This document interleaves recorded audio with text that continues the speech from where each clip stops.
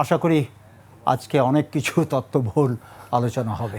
দর্শক আপনাদের বলে রাখি যে আজকে ফজলে ভাই আকবর কেন এখানে, একটি বিশেষ কারণ আছেন। তিনি হচ্ছেন সেই ব্যক্তি যার সঙ্গে সবার আগে আমাদের জানা মতে 4 তারিখ রাতেই 2024 সালের 4 আগস্ট রাতে সেনাপ্রধান জেনারেল ওয়াকারুজ্জামান কথা বলেছেন। পরদিন সকাল মানে 5 তারিখ, যেদিন শেখ হাসিনা সরকারের পতন হয়, সকাল 10টায় তিনি সেই আমরা বলতেই পারি যে সেনা ভবনে গিয়েছিলেন, ক্যান্টনমেন্টে। এরপরে যেটা হলো, তিনি কিন্তু বঙ্গভবন পর্যন্ত গিয়েছেন, পরবর্তী প্রক্রিয়াগুলো দেখেছেন। তিনিই একমাত্র ব্যক্তি যিনি ওই 5 তারিখ থেকে শুরু করে এবং বিকেল পর্যন্ত সেনা সদর থেকে শুরু করে বঙ্গভবন পুরো জায়গাটায় তিনি ছিলেন। এই জন্য আজকের এই অনুষ্ঠানের শিরোনাম করেছি 5 আগস্ট সেনা সদর থেকে বঙ্গভবন একজন জেনারেল যা দেখেছেন।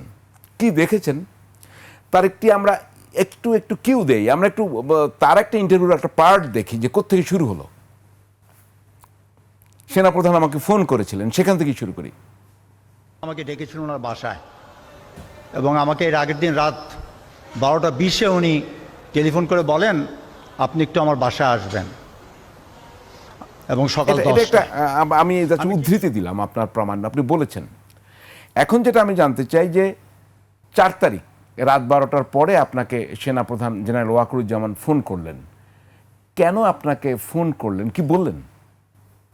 আমি কিন্তু ওই ফোন কলটা পেয়ে একটু অবাক হয়েছিলাম, এই জন্য যে সত্যিকার বলতে কি ওই 5 তারিখের আগে, ওই 4 তারিখ রাতের আগে ওয়াকারুজ্জামানের সাথে আমার কোনো দিন পরিচয় ছিল না, এবং আমি ওনাকে এবং ওয়াকার কোনো সময় চাকরি জীবনে একই ক্যান্টনমেন্টে চাকরি করি নাই, এবং সেই সুবাদে ওনার সাথে আমার পরিচয় ছিল না। এবং 5 তারিখ আমি যখন 10টার সময় মিট করলাম, তখনই কিন্তু ফর দ্য ফার্স্ট টাইম আমি ওয়াকারুজ্জামানের সামনাসামনি করমর্দন করলাম। That was my first meeting with him. তো সুতরাং স্বাভাবিকভাবে রাত 12টা 20-এ যখন আমার এরকম একটা কল পেলাম, আমাকে আমার একটু চমক লেগেছে যে উনি আমাকে কেন করলেন। এবং আমি এই প্রশ্নটাই কিন্তু ওনাকে, যখন আমি পরের দিন গেলাম, ওয়াই মি, আমাকে প্রশ্ন করেছিলাম। উনি তখন বললেন যে দেখেন, আমার জানা মতে, অবভিয়াসলি ওনাকে হয়তো ইন্টেলিজেন্স এজেন্সিস, ডিজিএফআই, এনএসএ হয়তো ব্রিফ করেছেন, যে আমার জানা মতে আপনি একটা পলিটিক্যাল পার্টির সাথে আপনার সাক্ষ্য আছে, এবং আপনার অনেক পলিটিক্যাল লিডার সাথে আপনার একটা মোটামুটি একটা ভালো সম্পর্ক আছে। যেহেতু আপনার সাথে সবার সম্পর্ক আছে, তাই আমি আপনাকে এই কাজটা, এই দায়িত্বটা দিতে চাই। তো সেই হিসাবে আমার সকাল 10টায় যখন গেলাম, যখন আমি ওখানে মিট করলাম, যখন আমাকে জিজ্ঞাসা করলাম আমাকে কেন, তার প্রতির উত্তরে উনি বলেছেন, হ্যাঁ এটা অবশ্য সত্যি কথা যে বিএনপিতে আমি তো ধরেন 2008 সালের ম্যাডাম যখন জেল থেকে বেরোলো, তখন থেকে আমি ম্যাডামের সাথে ছিলাম, এবং ওনার সাথে থাকা বদলতে অনেকের সাথে, পলিটিক্যাল সার্কেল আমার অনেকের সাথে পরিচয় হয়েছিল।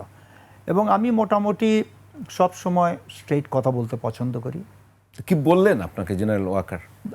হি ওয়াজ ভেরি ক্লিয়ার একটা জিনিস, আমি যাওয়া মাত্রই উনি যে কথাগুলো বলেছেন যে দেখেন, আমি এই রক্তপাত আর চাই না, আমি ক্ষমতাও চাই না, আমি একটা এটা নিষ্পৃত হোক, এটা কামস টু অ্যান এন্ড, এটি আমার লক্ষ্য, এবং আমি আপনাকে এই দায়িত্বটা দিতে চাই। কি দায়িত্ব দিতে চাই? দায়িত্বটা দিলেন, আপনি যেহেতু আপনার সাক্ষ্য আছে বিভিন্ন পলিটিক্যালের সাথে, আপনি সবাইকে আলোচনা করেন তাদেরকে, আমি তাদের সাথে অ্যাজ আর্লি অ্যাজ পসিবল আমি তাদের সাথে মিট করতে চাই, দেখা করতে চাই, এবং তাদের সাথে আলোচনার মাধ্যমে আমি এই আজকের এই ঘটনাটা ইতি টানতে চাই। 5 তারিখ সকালের কথা। এবং উনি যখন 10টার আমাকে দাওয়াত দিলেন, আমি গেলাম ঠিক টাইমে, এবং ঠিক 10:30 বাজে কিছুক্ষণ আগে ওনার সাথে আমাদের পার্শ্ববর্তী দেশের সেনাপ্রধান কথা বলবেন, উনি বলেছিলেন। আমি বলছিলাম ধন্যবাদ, আপনি কথা বলেন, আমি চাই আপনি যে আমাকে দায়িত্ব দিয়েছে, আমি দেখি এটা কতখানি করতে পারি। তো আমার কথা হচ্ছে যে সেই দিন যে উনি যখন আমাকে বললেন এই কথাটা, আমি তখনই আজ করতে পেরেছি something very radical is going to happen this morning. তা আপনি তো বেরিয়ে গেলেন 10:30। আমি বের হয়ে গেলাম। আমি কি করলেন তখন? প্রথম কাজটাই করলাম, কিন্তু আমি ফখরুল ভাই বিএনপি সেক্রেটারি, ওনাকে টেলিফোন করলাম। তারপর যে আমাকে এই কথা বলেছে, উনি বলছে it's a very welcome decision, তবে আমি আমার নেতাদের সাথে একটু আলাপ করে I will come back to you. তো উনি আমাকে এটাও বলেছিলেন, আমাকে তো উনি অন্যান্য পার্টি লিডারকে বলেছেন। তা আমি ওনাকে বললাম যে দেখেন, আমি তো সবাইকে সবার টেলিফোন নাম্বারও নাই, এই কাজটা আপনি করেন, কিন্তু সেক্রেটারি জেনারেল কাছে তো সবার নাম্বার আছে।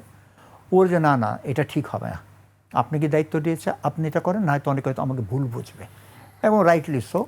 তো তখন এই নাম্বার দিয়ে আমি সবার সাথে যতজন, কার কার সাথে কথা বলেন আপনি? এটা কয়েকজনকে পেতে ঝামেলা হয়েছে। যেরকম মাহমুদুর রহমান মান্না একবার বলে দেশে, আর জন্য বিদেশে, জামাতের আমির পাওয়াই যায় না, একজন ডাক্তার শফিকুর রহমান। হ্যাঁ, এটা হয়েছে তখনকার যে সিচুয়েশন ছিল। পেয়েছিলেন তো শফিক সাহেব? হ্যাঁ পেয়েছি, বাট আমি ওনাকে ডাইরেক্ট কথা বলতে পারিনি।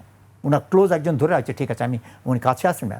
তখনকার যে অবস্থা, এটা স্বাভাবিকভাবেই সবাই খুব উত্তেজিত ছিল, বিচলিত, অনিশ্চয়তার মধ্যে ছিল। আসলে weather this a trap or Real, এটা হওয়াটা স্বাভাবিক।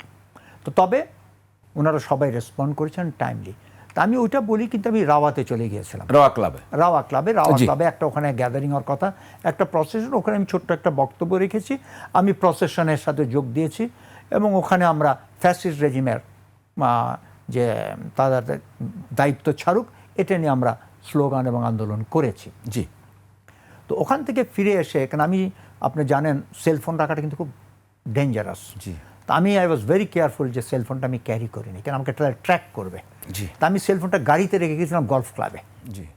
তো ফিরে এসে দিকে এক গাদা কল, এবং সেই কলে একটা জিনিসই ছিল, যেই আমি রিং ব্যাক করলাম যে আপনাকে যে একটা দায়িত্ব দেওয়া হলো, ওনার পার্সোনাল স্টাফ অফিসে আপনাকে যে একটা দায়িত্ব, মানে সেনাপ্রধানের পার্সোনাল স্টাফ, যে এটা কি আপনি কোনাদের সাথে যোগাযোগ করতে পেরেছেন? সেনাপ্রধান ওনাদের সাথে কথা বলতে চাচ্ছে ইমিডিয়েটলি। জি। তা এবং এটাও বললো যে ওনাদেরকে যদি পারেন সবাইকে বলেন সেনাপ্রধানের অফিসে চলে আসবে। জি। তো এবং ওনারা যদি কোথাও আটকে যায়, কোথায় আটকে গেছে বললে আমরা যে ওনাকে ওখান থেকে তুলে নিয়ে আসবো। তা আমি এই মুহূর্তে সবাইকে জানালাম, এবং সবাই। আপনাকে মনে পড়ে আপনি কতজনকে সেনা সদর দপ্তরে যেতে বললেন, মোটামুটি যদি নামগুলো আমি বলতে পারেন? মেইন যেগুলো পার্টি যেগুলো আছে, বড় বড় ছোট ছোট যেগুলো ইসলামী ছোটখাটো পার্টি ছিল, ওইটা কিন্তু আমি বলিনি। ওটা প্রবাবলি আমার যেটা মনে হয় ওগুলা ডিজিএফআই করেছে। ডিজিএফআই। মেজর পার্টি সবগুলোর সাথে আমি। আপনি মোটামুটি কাদের সাথে কথা বলেছেন? আমি যেমন ফখরুল ভাইয়ের সাথে কথা বলেছি, জামাতের সাথে কথা বলেছি, মাহমুদুর মান্নার সাথে কথা বলেছি, তার জুনায়েদ সাকির সাথে কথা বলেছি, তারপরে স্টুডেন্ট লিডার একজনের সাথে কথা বলেছিলাম। আচ্ছা, আচ্ছা, ক্লিয়ার। আপনি গেলেন কখন আবার? আমি আপনাকে কি আবার ডেকেছিল কিনা? হ্যাঁ, আমাকে বলেছি ওনাদেরকে নিয়ে আসেন।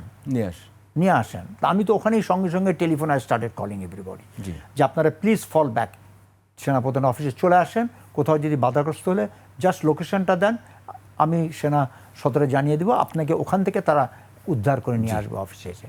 তো যখন অফিসে গেলাম, অলরেডি বাই দেন আমি তারপর একটু বাসায় যেয়ে তাড়াতাড়ি কাপড়টা বদলে, কেন একটা মিটিংয়ে ছিলাম, নামাজটা পড়ি আমি চলে আসতাম। কয়টা দিয়ে গেলেন আবার সেনা সদর? আমি বাই 1:30 আই ওয়াজ দেয়ার। 1:30 গিয়ে কি দেখলেন? গিয়ে দেখলাম ওখানে অলরেডি জামাতের আমির ছিল না, জাতীয় পার্টির আনিস ভাই আর জিএম কাদের অলরেডি ছিল, ইসলামিক পার্টির কয়েকজন ছিল, ফখরুল ভাই আর আমি যাওয়া মাত্রই মির্জা আব্বাস ওনারা আসলেন। তা মোটামুটি দ্য গ্যাদারিং ওয়াজ, শফিকুর রহমান সাহেব কখন আসলেন? শফিকুর রহমান একটু পরে আসছেন, একটু পরে দেড়টার দিয়ে গেলেন। দেন সেনাপ্রধান কি করলেন? আচ্ছা, সেনাপ্রধান এক সাইডে বসেছিলেন এবং ইউ ফরমেশনের সবাই বসাচ্ছে, এবং কিছু নাস্তা উনি আপ্যায়ন করলেন। ঠিক আমার মনে হয় অ্যাজ ফার অ্যাজ একটা টাইমটা আপনি একটু চেক ব্যাক করে দেখেন, 1:45 হবে। জি। যখন উনি বললেন আমি এইমাত্র খবর পেয়েছি আমাদের প্রধানমন্ত্রী দেশ ছেড়ে চলে গেছে, তার মানে উনি খবরটা রিসিভ করি উনি সবাইকে এটা জানালেন, এবং এটাও বললেন যে আমাদের এই মুহূর্তে আপনাদের সবার সহযোগিতা কাম্য, আমাদের একটা সরকার গঠন করতে হবে, এবং এ নিয়ে আমাদের আপনাদের সবার সাথে আলোচনা করে এটা করব। এই বলে উনি বললেন আমি একটু অফিসের বাইরে যাচ্ছি, এবং জাতিকে, দেশকে, সবাইকে অবহিত করার জন্য বর্তমান পরিস্থিতি, এবং বাকি দুই সেনা নেভি চিফ, এয়ার চিফও সাথে ছিলেন, ওনারাও কিন্তু ইউনিফর্মে রয়েছেন। তো ওনারা তিনজনই বের হয়ে, আপনারা সেটা টিভিতে দেখেছেন, যে he made the announcement that the prime minister is no more. এইটা বলার পরে উনি আবার রুমে ফেরত আসলেন, ফেরত এসে বললেন যে দেখেন উনি চলে গেছেন, আমাকে এখন মহামান্য রাষ্ট্রপতির কাছে যেতে হবে, এবং ওনার সাথে আলোচনা করে পরবর্তী একটা সরকার গঠনের প্রক্রিয়া শুরু করতে হবে, এবং এই সাথে উনি এটাও আবেদন করলেন, আপনারা আমার সাথে গেলে জিনিসটা খুব ভালো হয়। আমি তাহলে আমি ওই পার্টে যাব, তার আগে আরেকটু যে আপনি তো পলিটিক্যাল লিডারদের নাম বললেন, এছাড়া নন পলিটিক্যাল কেউ ছিল না? ডক্টর আসিফ নজরুল ছিলেন, উনি তো মোরলেস হি ওয়াজ দেয়ার এবং উনি ওই অফিসে দাঁড়িয়েই একটা আবার কিন্তু স্ট্যাটাস দিলেন, লাইভ স্ট্যাটাস। জি, আমাদের সামনেই স্ট্যাটাস দিয়েছিলেন, এই মুহূর্তে আমরা একটা বড় কিছু ঘটতে যাচ্ছে এবং আশা করি কিছুক্ষণের মধ্যে আমরা সবাই খবর পাবা। আরেকটি বিষয়, কোন স্টুডেন্ট লিডার বা সমন্বয়ক বা যারা আন্দোলন, তারা কেউ কি ওখানে নো, কি করে? ওই চিফের অফিসে নো স্টুডেন্ট লিডার ওয়াজ দেয়ার। এবং শুধু সেখানে নয়, আমরা যখন বঙ্গভবনে পরে গেলাম, যখন রাষ্ট্রপতির সাথে আমরা যখন আলোচনা করছিলাম, তখনও কিন্তু কোনো স্টুডেন্ট লিডার ছিল না। শেষের দিকে 2 জন স্টুডেন্ট লিডার আসলো, যাদেরকে আসিফ নজরুল বলেছে। কারণ আমি যেখানে বসছি আমার পাশে এক সাইডে ছিল মানে চরমনাই, বঙ্গভবনের কথা বলছেন? বঙ্গভবনে, তারপর আসিফ নজরুল, তারপর জুনায়েদ, এবং তখনই বললেন যে আমরা স্টুডেন্টদেরকে আসতে বলেছি। তা আমাদের যখন এই মিটিংয়ের শেষ পর্যায়ে আমি তখন তো ওখানে 2 জন স্টুডেন্ট লিডার, একজন বঙ্গভবনে, একজন ছেলে, একজন একটা মেয়ে। আচ্ছা, কিন্তু সেনা সদরে যখন ছিলেন আপনারা, মির্জা ফখরুল সাহেবকে নাকি জাতির উদ্দেশ্যে তাকেও নাকি কথা বলতে বলেছিলেন সেনাপ্রধান, যে আপনারাও কিছু বলেন, এরকম কিছু নো, এরকম কিছু বলে নাই। তবে ওই সময় ফখরুল ভাই বলেছিলেন যে আপনি রাষ্ট্রপতিকে যাচ্ছেন, আপনি যান, আমরা অপেক্ষা করি তাহলে কথা। তখন কিন্তু 2 জন ব্যক্তি, একজন হচ্ছেন যে আনিস মাহমুদ ভাই জেপি, এবং আমি আনিসুল ইসলাম মাহমুদ, উনি আবার ক্যাডেট কলেজে আমার সিনিয়র ছিলেন, এবং আমরা 2 জন প্রতিবাদ করলাম যে নো, যখন সেনাপ্রধান আপনাদের সহযোগিতা চাচ্ছে, আপনাদেরকে সাথে নিয়ে যেতে চাচ্ছে, ইট ইজ বেটার যে আপনারা সবাই চান। কেননা সেনাপ্রধান একটা জিনিস বলে নিয়ে আসবেন, আপনাদের এটা পরবর্তী দ্বিমত থাকতে পারে। সো দ্য বেস্ট, ওখানে আলোচনার মাধ্যমে যেটাই হবে সবার অংশগ্রহণ মাধ্যমেই সেটা হবে। আপনার কি একটু মনে পড়ে যে সেনাপ্রধান তখন বলছিলেন, আমরা তো ওটা দেখছিলাম, সবাই যখন প্রশ্ন করছিল যে হ্যাঁ জামায়াত ইসলামের আমির সাহেব এসেছেন, ফখরুল ইসলাম, এবং ছাত্রদের পক্ষ থেকে উনি বলছিলেন যে আসিফ নজরুল তাদের প্রতিনিধি, এটা কি আপনার খেয়াল পড়ে? এটা ঠিক মনে পড়ে না, অনেকটা এরকমই ধারণা ছিল, আমি এক্স্যাক্টলি আই ক্যানট রিকালেক্ট, এরকমই একটা ধারণা ছিল that Asif Nazrul represent the students. এখন একটু আমি আপনাকে বলি যে যখন সেনাপ্রধান বললেন যে তিনি চলে গেছেন, তখন ইনস্ট্যান্টলি আপনি ফেসগুলো তো রিড করতে পারেন, রিয়াকশনটা কেমন ছিল? রিয়াকশন ওয়াজ এক্সট্রিমলি জুবিল্যান্ট, মানে মনে হচ্ছে সবার শ্বাস বন্ধ ছিল, সেই মুখোশটা আপনার মুখ থেকে খুলে দিল, আপনার স্বস্তির বাতাস সবাই, এবং ইট ওয়াজ এভরিবডি ওয়াজ জুবিল্যান্ট, একটা মানে শ্বাসশুদ্ধকর অবস্থা থেকে দেশ এবং জাতির মনে রক্ষা হলো।